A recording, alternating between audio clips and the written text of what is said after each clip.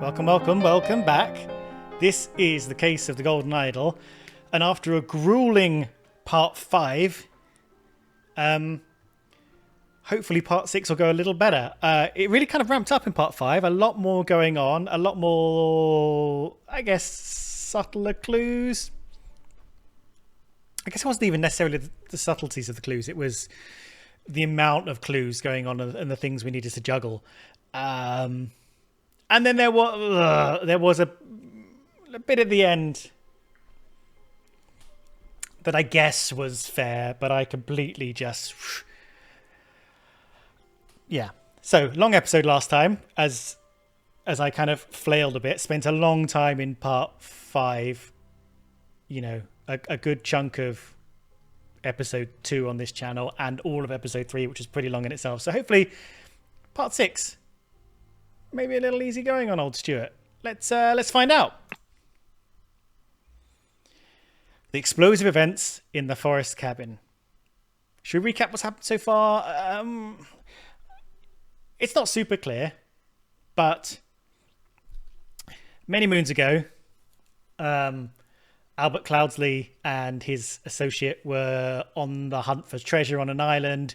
His associate said he wanted, he'd hand over a decent chunk of any kind of riches they found, but he got to keep any idols. Cloudsley, I think, pushed him off a cliff. And then much later, we pick up on a later Cloudsley, Edmund... I've got my bloody sheet here. I don't know why I'm trying to guess. Sebastian Cloudsley seemed to be looking after... had doing some research, which included... an idol, unclear, which he passed on to Willard before he died by falling off a horse. Willard stopped at a local inn but was killed by after Sebastian dies at the will reading, Peter wants to steal the idol, I think just because he didn't get much out of the will, really. I don't think he knows much about the idol, but Willard kind of activated the idol and set his goons on fire. Then at a pub, Willard was killed by Ash, who was looking to acquire the idol for his client unclear. Then, many months later, at Edmund Cloudsley's house, brother of Sebastian Cloudsley, there was a dinner party in which Edmund was going to be killed by one of his servants, but the servant accidentally poisoned his sister Rose instead. Edmund's sister Rose. Instead. And that's kind of where we are. We know that at the time of the murder, Edmund had an idol in his safe. We don't know if it's the same idol or different idols, but yeah. The idol is definitely present in, I think, all of these chapters so far. It's around. Anyway, so this is called The Explosive Events in the Forest Cabin. Let's do it. It's a horse. In a forest cabin, I guess. I've got a tiny little fan on. I was hoping it wouldn't be picked up on the microphone. So let's just turn it off and watch the trace. Ah, shit, I think the fan has been picked up. Okay, no fan for old Stuart. Right. So we're going to be able to go into the house. So let's start outside of the house. Left to right, classic style. It's been a while since we've got a new chapter. Okay, so sorry, this is a book. So this is inside a bag in the carriage. Henchman for hire in the Timberbrook region. Billy Cracker from the Oakwood gang. He's a brawler and a robber. Oh, this is like assembling a team for a legacy board game thing. Or a RPG, I guess. Hardy Abe, Burkham Workhouse. He's a brawler and he's got a cart. Little Billy. I wonder if he knows Little Pip. Hobbs Gang Burglar enters through chimneys. And Jack Nails. Timberbrook Inn. He's a burglar and a picklock. What a team. And we've got a little box of confectionery. Oh, they're sweets. I see now. And drawings of hats. Hats all have different little flowers and flourishes on. Cool. And that is it. So in we go. And we can keep going. Oh my god, it's all kicking off. So this is room 1. Someone's dead. Or at least severely wounded. The maid is reaching for something. Is this little Pip? Is this our friend little Pip? Let me get my little evidence folder up. He looks a bit like little Pip, doesn't he? Little Pip. Okay. Oh, this might actually be yeah, this is Lucia Smith from the last chapter. She's even sort of holding her hand in the same way. Very similar. Cool. Okay. This guy I don't think we know, but we know he's one of the bandits and he's wearing one of the hats. Also a dog. And something is kicking off, continuing to kick off in this room. So here we go. Left to right. Okay, so this guy is collapsed with a hit to the head over some kind of scarecrow. Okay, so this is him. The man is breathing but appears to have lost consciousness. He's got a note. I do not care what means used to acquire what I need, but remember to be discreet as always. Note that I do not want it to be too decayed. The more recently it has died, the better. EC. Probably Edmund Cloudsley. So Edmund Cloudsley sent this guy on a nefarious mission. A little note says, one of the old workhouse geezers croaked yesterday. I'll arrange for a cart to move the corpse if you send me directions. And be quick before they bury him. I do not want to dig up that stiff. Let's just check there's nothing on here to click. Okay. 5 shillings and 3pence. A key. And a loaded pistol. Oh, I think this is Dave Gorman, isn't it? Dave Gorman had that loaded pistol in his room. Yeah, he's this guy here. So Dave Gorman is the sort of stable hand groundskeeper servant of Edmund Cloudsley. And this is a scarecrow in a wooden coffin. So were they bringing the coffin in as a kind of like switcheroo? A duplicitous act? Let's see. Right, what's Lucia up to? Oh, by the gods! What was that? She's got a little newspaper cutting. Gentleman robber strikes in Westbrook. And here's a picture of him, and his hat is different. He's kissing the lady. He's like charming her, but he's also holding her up secretly with the other hand. And she's all aflutter. Does she know is she all aflutter because she's being held up, or all aflutter because he's so charming? The infamous gentleman robber, Walter Keane, with a number of unnamed associates, held up a coach on the southern road leading out of Westbrook. So September 15th now. This is about 7 months later. 5 months later from the dinner party. The scoundrel robbed all the passengers of all their valuables, kissing a young lady, and then left. This is already the 5th robbery by the infamous gentleman, who, as is his custom, appeared wearing an impeccable suit and a new hat in the latest city style. The reward for catching Walter Keane has been increased to £100. That's quite a lot of pounds. Right, little Pip. Go, Coin, go. Right, Coin is the dog. Rah! And this guy here. Ah! So this guy, he's got a sword, and it says stabbed. He's got the ruby ring. We've seen these among lots of people. I think eventually we're going to realise what guilds they belong to. Or group. Piece of confectionery. And he's got a loaded pistol too, very similar to Dave Gorman's. Okay, those are all the people. And the only thing I think we can click on is this note.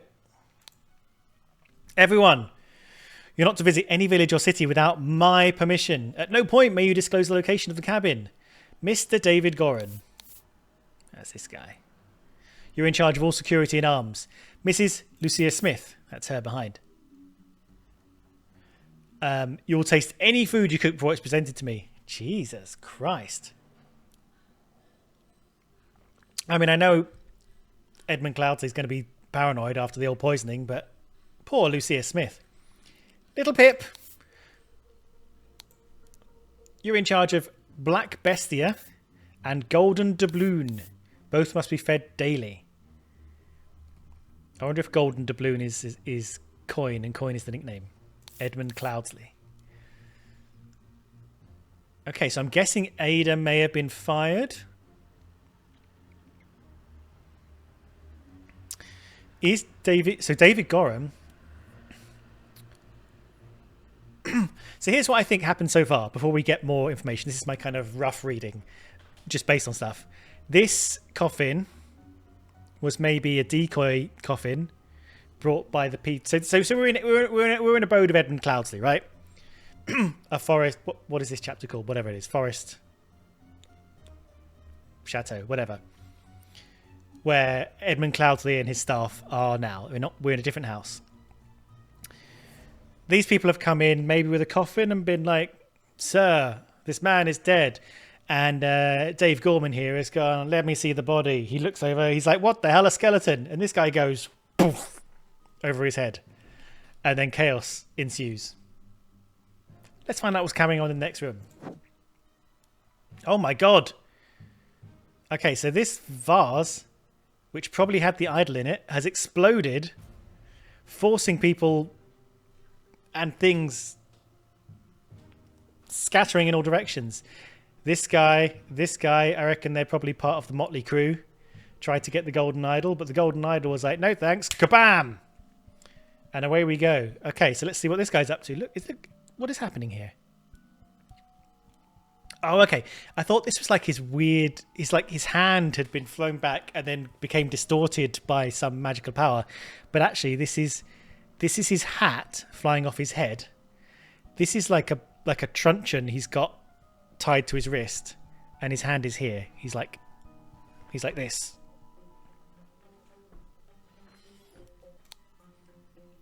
Okay, that's a fella, a club, and this is another fella. Eek! I finally have the location of my target. Meet us on November 10th, Friday, in the Timberbrook Inn, and bring all your tools. You get your share as we agreed. He's got some keys. He's got a saw. And he's got a loaded pistol.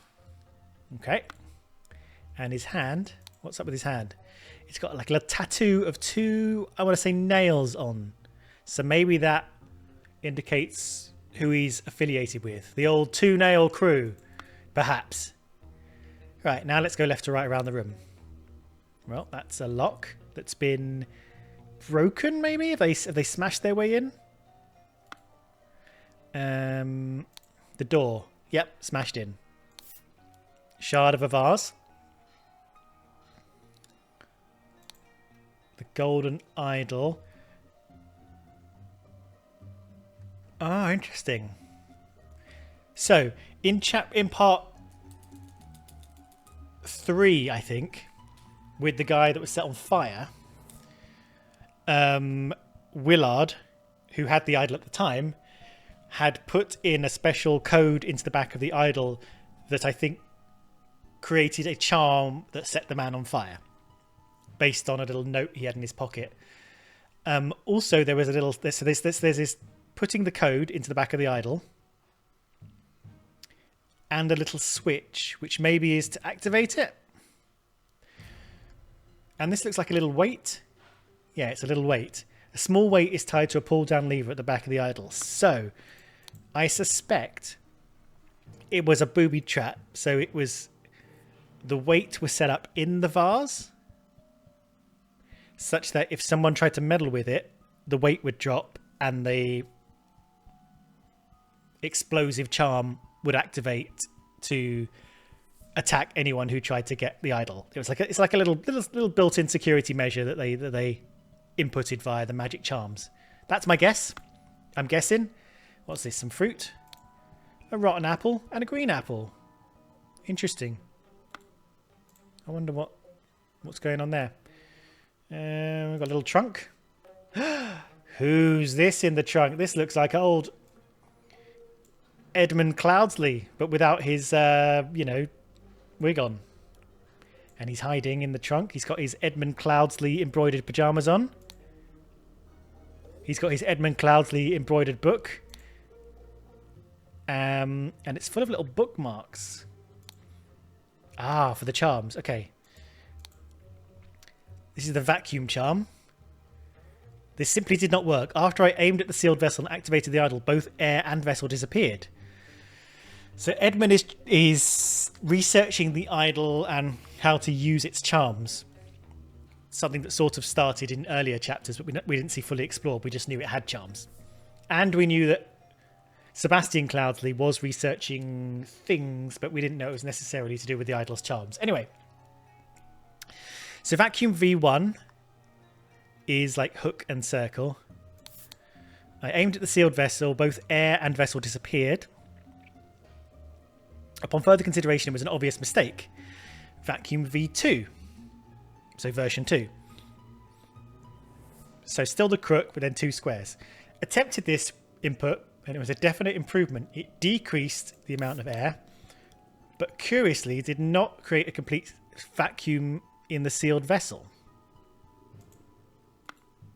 Okay, before I go in there, I'm just going to double check what the idol actually was set to. Okay, so this is the, I think, I'm just going to make a little note of it. It's hook and 2 squares. Now, I don't know if the hook having a little dot next to it makes a difference, but let's go back to Edmund's book. So in these charms, the hook has a little dot, and I wonder if that's a slightly different charm. I don't know. Let's keep reading. Yes, there is a dotted one. So this is gold filtering. The target must contain some gold for this to work. Seawater is a suitable target, for example. Does seawater contain gold? Weird. However, a great deal of seawater will be required for this to yield any significant amount. Perhaps I should try it in a ship in the open sea. First step, get gold by aiming at the target. Okay, so he sets the thing to this. He points it at the target. Second, aim at an empty vessel to retrieve it. So I wonder if the dot indicates whether it's on or off. So far, in both cases, the little lever appears to be up in the crude drawings. So they are crude, so we'll take it with a pinch of salt. Let's keep reading. Apple. So this might be what he's been... This might explain the rotten apple thing that we've seen. Okay, unknown effect 14, which has 3 symbols.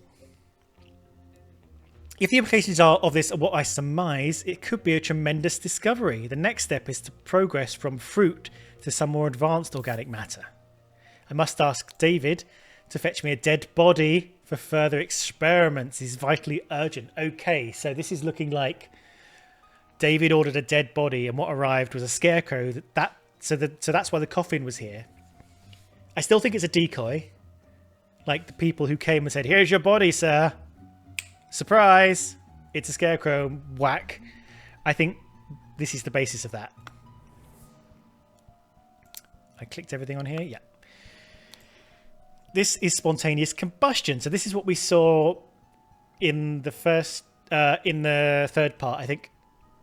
If you cannot combust the target if you haven't performed the freezing beforehand, and that's what was said in the third chapter. The note in Willard's pocket said, to perform the combustion charm, you must first perform the freezing charm or whatever. Interesting. The speed at which heat is increased appears to be influenced by how strongly I press the trigger and for how long I have performed dot crook before it. Freezing. So freezing is the same charm but opposite. So freezing is the same charm but has a dot. Observation. Freezing the target rapidly can create curious side effects. For example, I should be careful when freezing water in a sealed bottle. It exploded and the shards flew everywhere. So I think the clue here is the dot may be the opposite to in effect.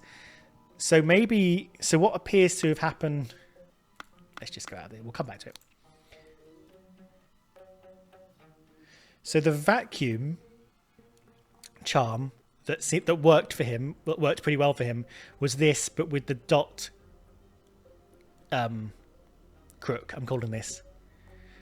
So because this doesn't have a dot, it's like the opposite. So the opposite of a vacuum is sort of like an explosion, right? Like instead of sucking everything in, it's blowing everything out. That's my guess as to what happened here. Let's go back and read the final note. Safety notice. Upon pulling the trigger, if the glyph input is meaningful, the idol will perform the intended action on the target it can see. If the eye is red, it's ready for the crook input. It will turn blue afterwards. If the eye is blue, you can only perform the dot crook input and it will turn red afterwards. Ah, interesting. So you've got to switch back and forth between types of, I'm saying charms, actions you can use. It kind of like it has to swing one way and then the other.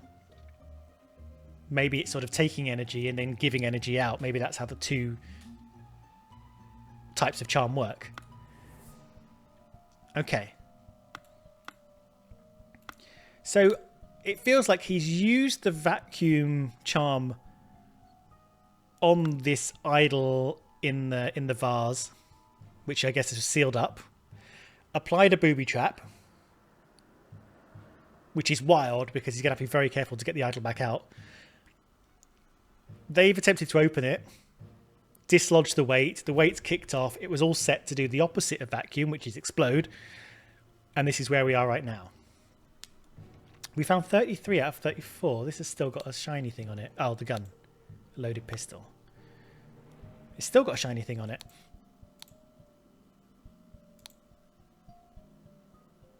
Oh, this one we didn't do. Oh, exploded.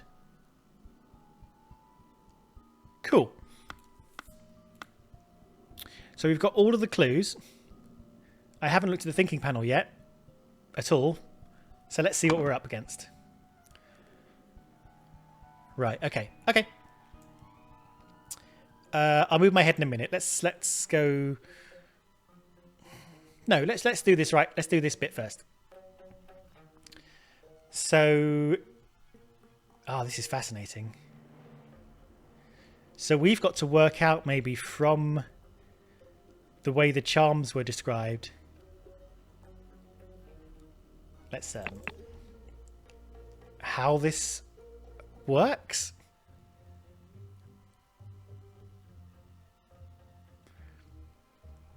So perhaps the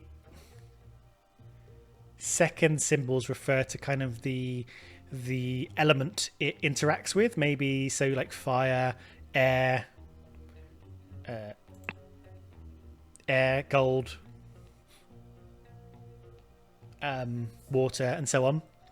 And the first one is going to be decreased or increased, maybe. So maybe vacuum is going to be like decrease air. And the opposite is going to be increase air. So that makes sense. So I think these are going to be increase and decrease, and we'll work those out in a minute. So let's just pop my face back over here for a sec. We've got a bunch of characters I think we can start to identify. And the description of events at the scroll is framed like this. Someone needed a something. Someone, along with accomplices, delivered a something. Upon entering, someone suddenly blunked someone. Meanwhile, someone blunked the amount of blunk in a sealed blank. When someone and someone entered the room, the blank somethinged and killed them both.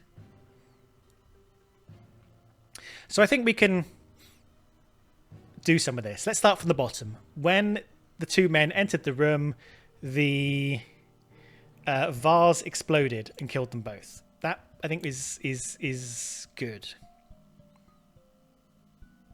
Let's do some of these people. This is Edmund Cloudsley again. This is Lucia Smith, I think her name is. This is old Little Pip. Little Pip. This, I think, is Doubloon because his nickname is Coin. I'll double check that. Golden Doubloon, yep. This is Dave Gorman. By the way, I know his name is David Goran. If maybe Dave Gorman isn't that well known outside of the UK. Dave Gorman is a comedian here. He might be well known. He does sort of funny PowerPoint presentations and other fun little things. He's a quirky little guy. He was also on Taskmaster in an early season. Anyway, right. So these are our obvious guys, and then these guys are, I guess, our robbers.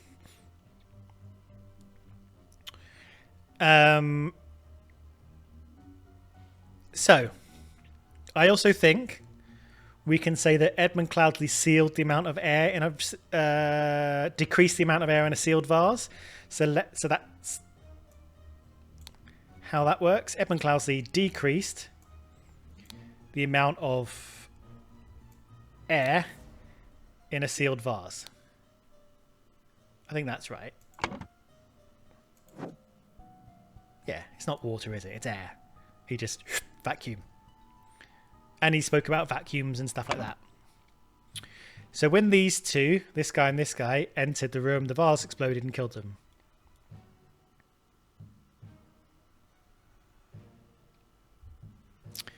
I also think this bit here, upon entering, so this one is this guy, suddenly clubbed Dave Gorman. So Dave Goran and clubbed, I think. There we go, clubbed. And they're delivering a corpse.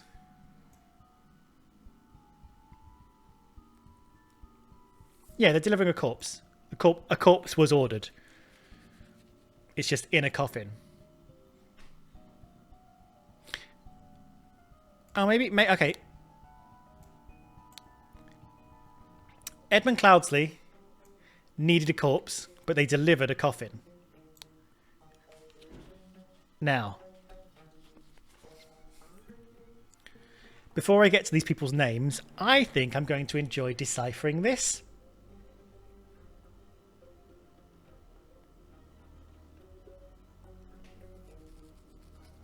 No, I'll do the deciphering last. That's fun. I think we can do the names. I think we can do this. I think this is going to go much better than the last chapter. So let's go back to this note. The infamous gentleman robber, Walter Keane, impeccable suit, and a new hat in the latest city style. That looks like this guy. He's not impeccably dressed in a cool hat. He's not impeccably dressed. Look how ripped it is. Or that could be the vase. This is your guy. He's got the mask. Look at him. Look at this fella. Absolutely, this is the guy. What was his name? Walter Keane? Walter Keane. Right. So we can add Walter Keane to our people. So I'm going to say Walter Keane and his accomplices. Walter Keane's our main guy. I've lost it. It's in alphabetical order and I keep losing. So K is after J. So who do we think clubbed Dave Gorman? This guy. This guy clubbed him. He's got the club.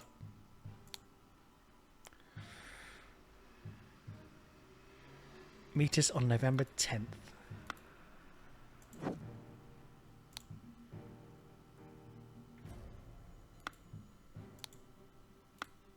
Right, what have you got on you? Not a lot.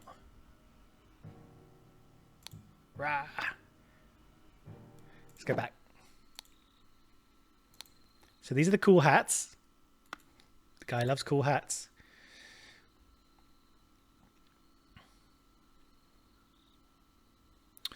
Okay, so we got Billy Cracker, Hardy Abe, Little Billy. There's no Little Billy, I don't think. And Jack Nails. So I don't think we've got Jack Nails with us because we didn't pick a lock. We just smashed our way in. Right? Just boom. So I don't think we got that guy. I don't know why I didn't.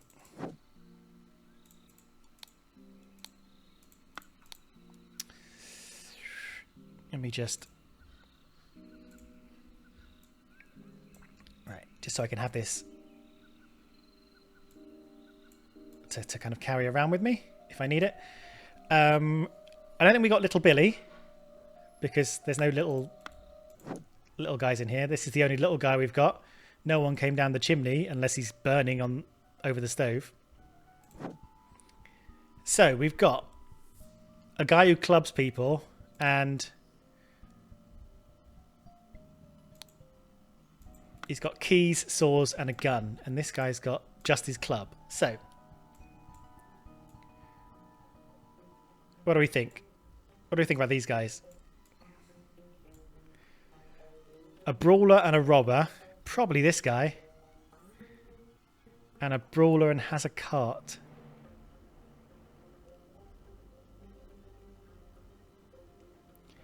Well, we've got a cart.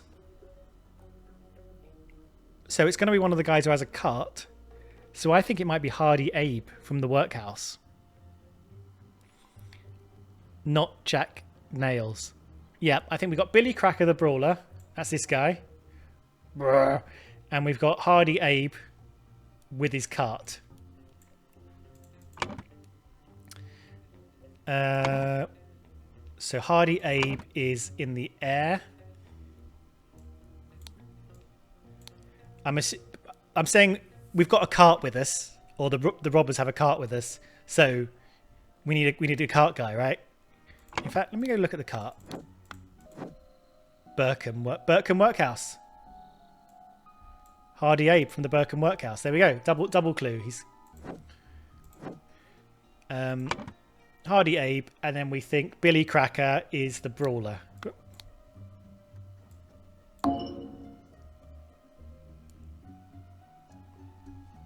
All right.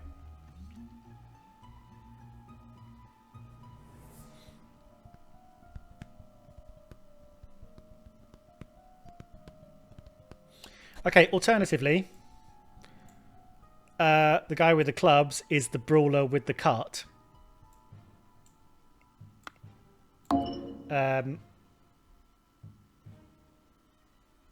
So Hardy Abe is the brawler with the cart.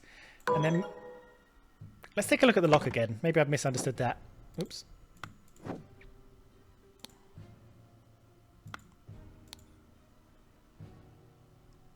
I mean, it's not picked, is it? But it is sawn through. It is sawn through.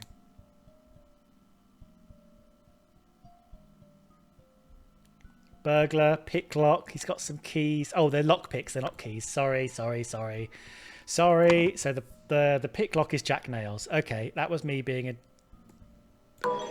silly old fool. There we go. It was all there. It was all laid out for me. So I can say Jack Nails and Hardy Abe entered the room, and the vase exploded and killed them.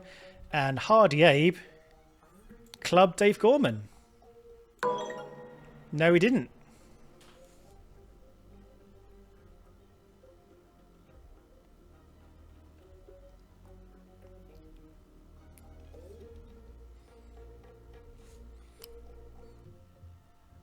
Delivered a corpse. This one's interesting. Delivered a coffin, delivered a corpse. I think either could go there. Oh, increase the amount of air in a sealed vase, obviously.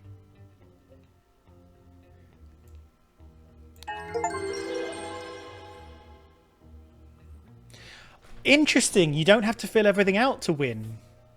You just have to fill out the scroll. So this bit is the only thing you need to complete the scenario. That's interesting. Me being over here, well, I'm gonna complete this side, obviously. Partly because it will be helpful in the future, but partly because it's fun and we're going to be completionist.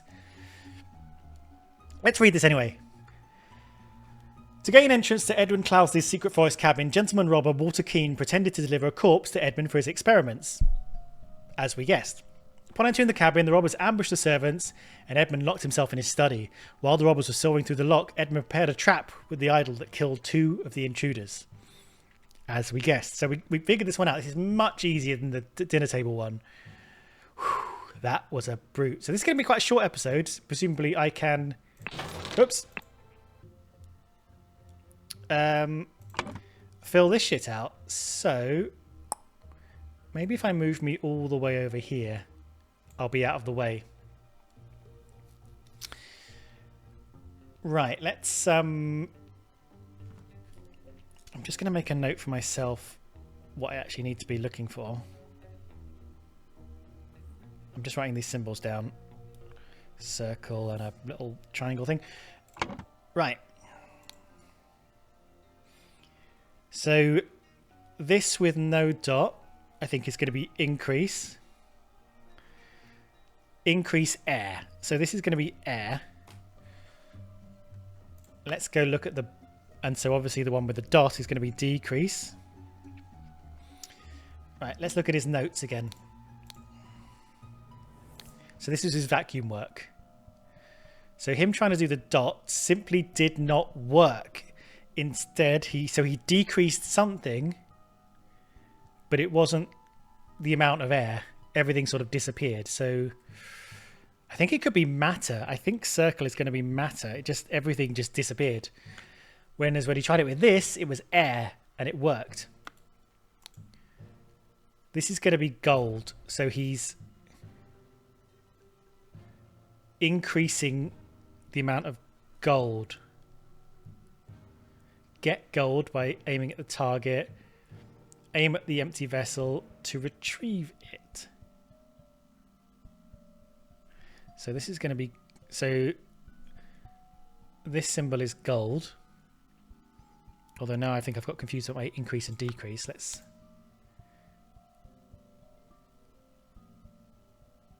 I don't know.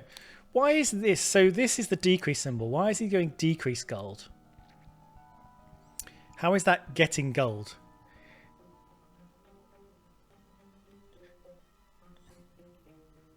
He's targeting... Right, I get it. So he's saying decrease the gold in the seawater and increase the gold in the vessels. So it's sort of like creating a vector between the seawater and the flask. Right, got it. So this one is increase matter and something else.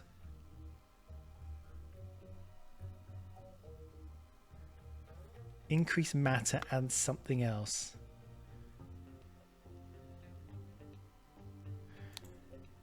And this is increase matter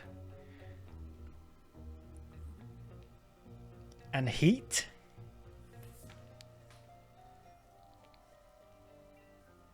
And this is increase matter and cold. So it's sort of like an adjective. It's increasing the heat of the matter, decreasing the heat of the matter. It's interesting you have to do freezing first. So you have to kind of take the heat out of something and then put the heat in. So what is this working? This is increasing the age of the matter. What have we got available to us?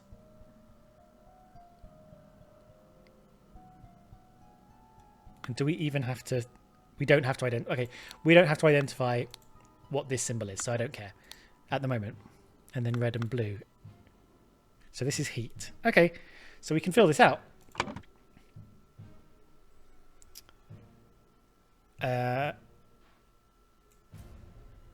Increased. Decreased. And then this is gold. This is air. This is matter. And this is heat. Everything is filled in correctly. Cool. Cool. A great run, I think. Let's just leave it there for now. Shorter episode, but you had a long episode last time. So, yeah. I think that's quite a relief, actually, after the pain I was going through at the end of last episode, which I did record just before this one. So, I'm going to go back up here. And I'm going to say goodbye. Let me know. People seem... I've only... at the time of recording this, I've only put out the first episode, but this seems to be a popular game, so people seem into it. But yeah, let me know what you think. No spoilers. Don't want to know stuff. You know who you are. Person I didn't like the comment of. You know who you are. Okay, bye.